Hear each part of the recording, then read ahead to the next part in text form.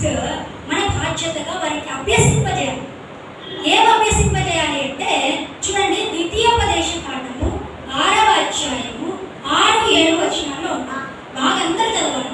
ద్వితీయోపదేశ కాండము 6వ అధ్యాయము 6-7 వచనాల్లో చక్కగా రాయబడుతుంది. నేను నీకు ఆజ్ఞాపించి ఈ మాటలు ఉందనే చెప్పాలి. నేను నీకు ఆజ్ఞాపించి ఈ మాటలు నీ హృదయంలో ఉండాలను, నీవు నీ కుమారులకు వాటిని ఏం చేయాలంట? అభ్యసింపజేయాలి. అభ్యసింపచేసి నీ ఇంట కూర్చున్నప్పుడు, త్రోవను నడిచినప్పుడు, పండుకొన్నప్పుడు, లేచినప్పుడు వాటిని గురించి ఏం చేయాలి? మాట్లాడాలి. ఇవి మనం చేస్తున్నామా? దేవుని యొక్క మాటలంట మనం కూర్చున్నప్పుడు చెప్పాలంట, మనం నిలుచున్నప్పుడు చెప్పాలంట, వారు పండుకున్నప్పుడు చెప్పాలంట, ఇంకోటి వాళ్ళు త్రోవలు నడిచినప్పుడు కూడా చెప్పాలంట. ఇది సాధ్యమేనా? ఇది సాధ్యమేనా? సెల్ ఫోన్ ఇవ్వమంటే ఇస్తాం, అవునా?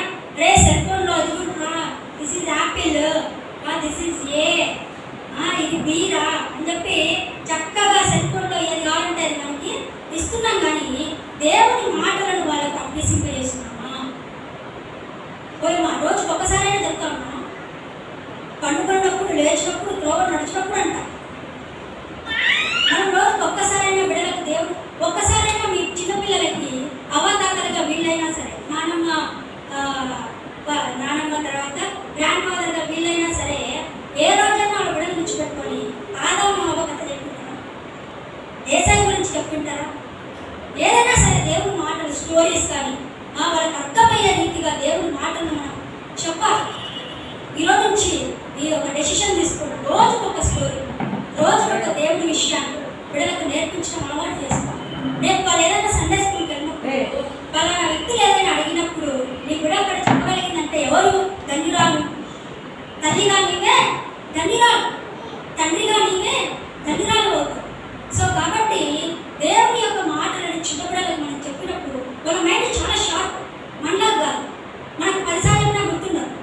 వాళ్ళు ఒక్కసారి ఏదైనా చెప్తే వాళ్ళు చాలా బాగా గుర్తుపెట్టుకున్నారు. ఇంకొక విషయం ఏంటంటే వాళ్ళు చెప్తే వినరు, వాళ్ళు చెప్తే అంత ఈజీగా వినరు. నువ్వు చేసి నువ్వు వాళ్ళకి చేస్తావు.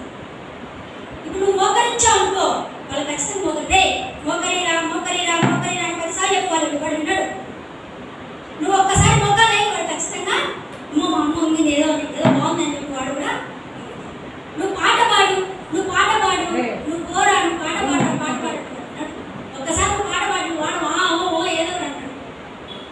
అంటే మనకు ఏది చేస్తే అది వాళ్ళు ఏం చేస్తారు. మన మాట అంత ఈజీగా ఉండదు. మన మాదిరి వాళ్ళకి ఏం కనపడాలి, మన ప్రవర్తన వారికి ఏం చేస్తుంది? నేర్పిస్తుంది. సో కాబట్టి ఏం చేయాలి? మన బిడ్డలకు మనం అభ్యసింపజేయాలి. ఏం అభ్యసింపజేయాలి? దేవుని యొక్క మాటలను అభ్యసింపజేయాలి. తర్వాత రెండవది క్రమశిక్షణ. ఏ శిక్షణ?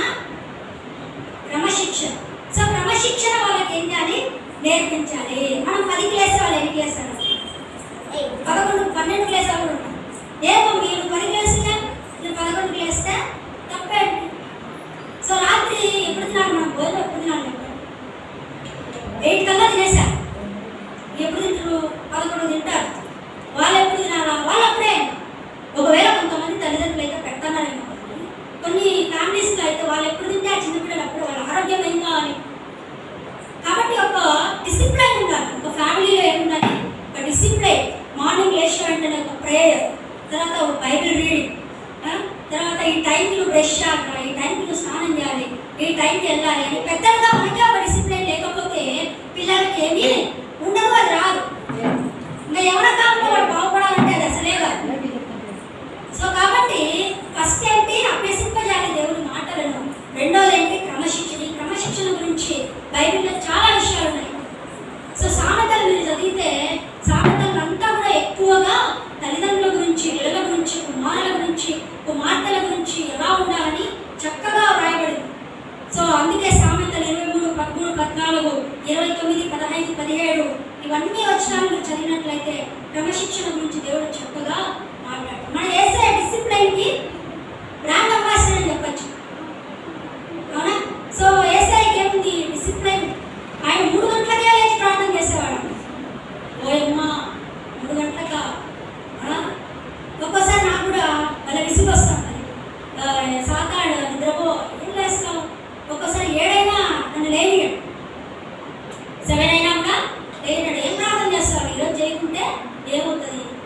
ఈరోజు చేయకుండా ఏం కష్టం వస్తుంది మనకు తెలియదు, కానీ ఖచ్చితంగా ఏదో నష్టపోతాం.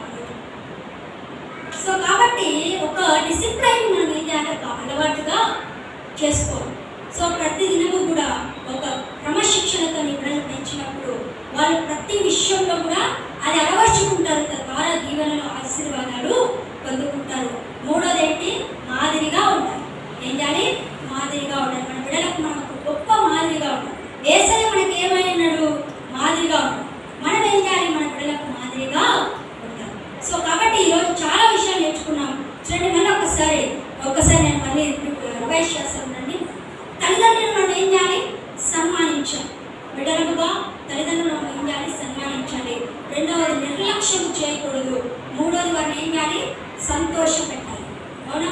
సో తర్వాత మనము తల్లిదండ్రులుగా శపితమైన వారంగా ఉండకూడదు.